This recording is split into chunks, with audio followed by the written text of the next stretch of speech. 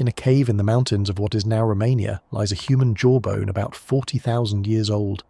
The man it belonged to looked essentially modern, but when his genome was read, roughly 6 to 9% of it turned out to be Neanderthal, and the Neanderthal stretches were long and unbroken, which is what happens when the mixing is recent.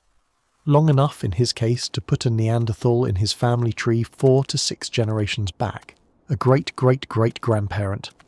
That is not a footnote about the deep past. That is a man who could have grown up hearing about it. Two kinds of human being shared Europe for a few thousand years, and this is what actually happened between them. Start with who was already there, because Europe was not empty. Before we continue, make sure to subscribe to the channel so you don't miss our future documentaries. Thank you for your support. Now, let's continue. Neanderthals had been living across Europe and Western Asia for something on the order of 400,000 years, through ice ages and warm periods, in country that ranged from Spain to Siberia. They were shorter than modern people, and much heavier, with wide chests, thick bones, and enormous nasal openings, all of it built for cold. Their brains were, on average, slightly larger than ours. They made fire, cooked, and hunted the largest animals on the continent at close range with wooden spears. They boiled birch bark down to tar and used it to glue stone points onto shafts. They wore worked hides. They buried some of their dead in pits. They collected eagle talons and marine shells and pigments. They cared for the injured for years at a time. They were also, by the standards of any hunter, formidable. A Neanderthal forearm was built for force. Their injuries cluster on the head and upper body, the pattern of people who fought large animals at arm's length, and won often enough to keep doing it. The picture of a shambling brute is a 19th century mistake built on a single arthritic skeleton, and it has been dead in the field for decades. Some of them had pale skin and red hair. Some had voices produced by a throat and chest built differently from ours, and a hyoid bone in the neck that is essentially identical to a modern one, which is the piece that anchors the tongue. Then, somewhere around 45,000 years ago, modern humans coming out of Africa by way of the Near East began moving into the same landscape. The overlap was short. Within about 5,000 years, Neanderthals are gone from the record everywhere. 5,000 years still means roughly 200 generations, which is longer than the entire span between the building of the pyramids and now. This was not an invasion followed by a conquest. It was a long, slow, patchy overlap in which two populations moved around each other across an entire continent. And the genetics say what happened when they met. Everyone alive today whose ancestry runs outside sub-Saharan Africa carries roughly 1 to 2% Neanderthal DNA. The pattern of it points to one extended period of mixing, beginning around 50,000 years ago and running for something like 7,000 years before Neanderthals began to disappear. That is not a single incident. That is a sustained situation in which the two groups encountered each other again and again over thousands of years and produced children who lived, grew up, and had children of their own. Which is the part worth sitting with. Every one of those children was born into one camp or the other, and somebody carried that child, fed it, taught it to napstone, and took it along when the group moved. A child of mixed parentage in a band of 20 people is not an abstraction. It is a person everyone in that camp saw every day for years. Some of those individuals turn up directly. In a cave in Bulgaria, the earliest modern humans in that part of Europe carry more Neanderthal ancestry than anyone alive today, with Neanderthal relatives only a handful of generations back. In Romania, the man with the great-great-great-grandparent. Their lineages, in most cases, did not survive to the present. Whole blended populations existed and then died out without leaving descendants. The other side of that arrangement is more sobering. There are stretches of the modern human genome, some of them very long, that contain no Neanderthal DNA at all in anyone. Those gaps appear to have formed fast within a few thousand years of the mixing. The most likely reason is that certain combinations simply did not work, producing children who did not survive, or more likely sons who were infertile. That is a common pattern between closely related species. The hybrids exist, they are viable, and their fertility is reduced, usually in the males first. So the meeting was reproductively real and reproductively limited at the same time. What it looked like on the ground is harder to reconstruct, but the constraints help. Both populations were small and thinly spread. Estimates for the whole of Neanderthal Europe run into a few thousand individuals scattered across a continent. Groups were small and moved seasonally. Two bands could occupy neighbouring valleys for years without meeting. So encounters were probably rare events, at watering places, along river corridors, at the same good hunting spots, in the same caves used in different seasons. And in a world where a group of 25 people might go years without seeing anyone outside itself, a meeting with strangers was enormous.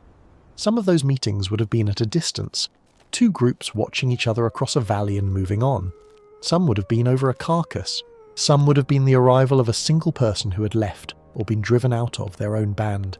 And in small, isolated populations, there is a constant pressure that pushes toward exactly this outcome. A band of 25 people cannot keep marrying within itself for long without running into serious problems, and every foraging group known to history solves that by exchanging people with neighbours. When the only neighbours within reach are the other kind of human, the arithmetic does not change. There is no evidence anywhere of a battle, no mass graves, no fortifications, no weapon injuries that can be pinned on the other group. There is also no evidence of peace treaties because that is not the kind of thing that fossilises. What almost certainly happened is the full range, avoidance most of the time, occasional violence of the ordinary kind that happens between competing groups over a kill or a spring, trading, at least sometimes, and children. What there is in a few places is technology crossing over. Late Neanderthal sites in France carry ornaments and blade tools of a kind that appear at the same moment modern humans arrive nearby. Pierced animal teeth strung to be worn, bone points, ivory rings. Whether Neanderthals were copying, trading, or being buried with someone else's belongings has been argued for 40 years and is not resolved. There is also the matter of pigment. Neanderthals were collecting red and black minerals for tens of thousands of years before any modern human set foot in Europe, and grinding them. Some marks on cave walls in Spain have been dated older than the arrival of modern humans, which would make them Neanderthal work. Those dates are contested, hard, and still being fought over. It is honest to say the question is open rather than to pick a side, and there is one more piece of evidence that the mixing habit was old and general. In a cave in the Altai Mountains of Siberia, a single fragment of a girl's long bone, about 90,000 years old, produced a genome showing that her mother was Neanderthal and her father was Denisovan, a different archaic population known mostly from DNA. She was a first-generation hybrid, and she is the only one ever found. Given how few ancient genomes exist at all, finding a direct hybrid among them suggests these pairings were not rare curiosities. So why did Neanderthals vanish, and modern humans not? The honest answer is that nobody has settled it, but the pressures are visible. Neanderthal populations were small, fragmented, and inbred. Genomes recovered from several individuals show parents who are closely related, and low genetic diversity makes a population fragile in the face of disease, cold, and bad luck. The climate in that window swung violently and repeatedly, with cold snaps arriving within a human lifetime and forests turning to open steppe and back again. And modern humans arrived with larger, better connected social networks. Stone and shell at modern human sites was moving across hundreds of miles, which means contact between distant groups, which means information and help moving with it. A band that knows other bands exists across a wide area has somewhere to go in a bad season. A band that does not. None of that requires anyone to have been smarter than anyone else, and there is no clear evidence that they were, and absorption is part of it. The small population that keeps losing members to a larger neighbouring one, generation after generation, disappears as a separate group without anyone dying in a fight. If the newcomers outnumbered them by even a modest factor, and the exchange ran mostly one direction, the smaller group is gone within a few thousand years by arithmetic alone. The last Neanderthals held on longest in the far corners, in southern Iberia and around the Mediterranean rim, in country that stayed mild while the rest of the continent froze. Then the record goes quiet.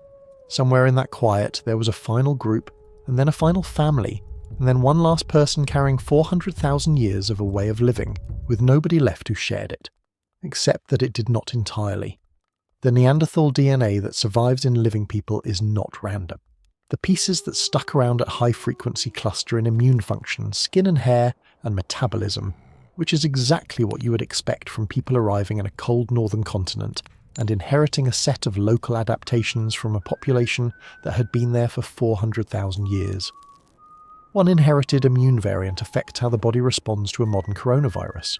Others influence how easily a person clots, how they process fat, how sensitive they are to pain, and whether they naturally wake early or stay up late. Those last ones are the strangest to sit with. A tendency to be a morning person, in a person alive today, may be a piece of local adaptation to long northern winters, inherited from a population that vanished before farming existed. Those genes came from somebody. They came from a specific person, in a specific valley, roughly 47,000 years ago, who had a child with someone from the other group, and that child was raised, and lived, and had children. There is one last thing worth saying about how this story is usually told. The word extinction suggests a species that failed, but a population that leaves genetic material in nearly every human being alive outside of Africa, 40,000 years later, has not failed in the way that word implies. Neanderthals did not simply die out. A large part of what happened is that they were folded in. The deep caves of France and Spain were painted after all of this had finished. Every one of the people who did that painting carried a small amount of Neanderthal ancestry in their hands, inherited from someone who had lived on that same continent for 400,000 years.